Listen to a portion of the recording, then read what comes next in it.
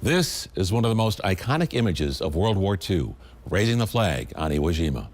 For most of us, it's just a picture in a history book, but it means much more to a 91-year-old veteran in Franklin, Kentucky. He remembers the fierce fighting, the loss of comrades in arms, and the feeling when that flag went up, because he was there. Well,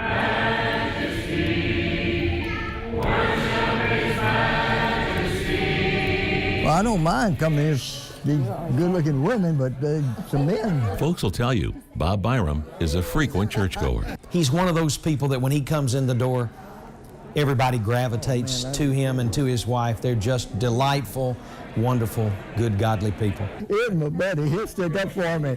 With a sense of humor. Great. But we had hog brains and eggs for breakfast. Most people, kind of turn their nose up at that. And most of the time, he's wearing his Marine Corps jacket. But he is very interesting, very well read, and loves to talk about Iwo Jima. Now 91, on February 19th, 1945, Bob Byrum was a scared 18-year-old corporal crammed into one of the 500 landing craft assaulting the island of Iwo Jima. And I remember one guy saying, well, boys, you get your hearts right with God because this next one may be your last one. And when they hit the beach, Bob understood. Man, when I got out there and all I had to do was glance around, I never saw as many dead men in my life. Bob caught his breath, and his unit slowly advanced toward Mount Suribachi, from which they could see the entire island. But the enemy was underground. That island was nothing but a honeycomb of caves. Absolutely. You could go from one end of that island to the other underground. So what did the Marines do? They did demolition squads, blow them out of the caves as best we could, and then turn flamethrowers on there to cut the oxygen out of the air. 10,000 Marines landed on Iwo Jima to fight 22,000 Japanese soldiers. It was only 4 days into the battle. There was a long way to go. They were tired. And then it happened.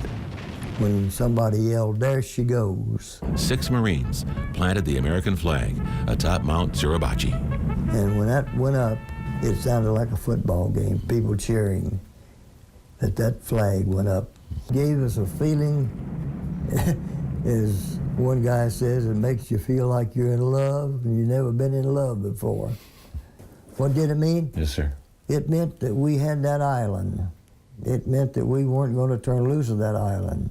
And we knew that once that flag had been secure there, that island was ours. And I think the Japanese knew that too. It would take 36 days for the U.S. to secure Iwo Jima, costing 7,000 American lives. Of the 22,000 Japanese soldiers who had dug in, only 200 were taken alive. Bob got shot in the leg in the battle. After 2 weeks in the hospital, he finished out the war as an MP on Okinawa. And he downplays his part in the war. You talk about how tough people are and all. We're not tough. We just got a lot of faith. The boys that didn't come home were the heroes. They gave their all. So if we can help lead this nation to become a better nation and look after one another, then I think the good Lord will look after us. February 23rd will mark the 71st anniversary of the raising of the flag at Iwo Jima.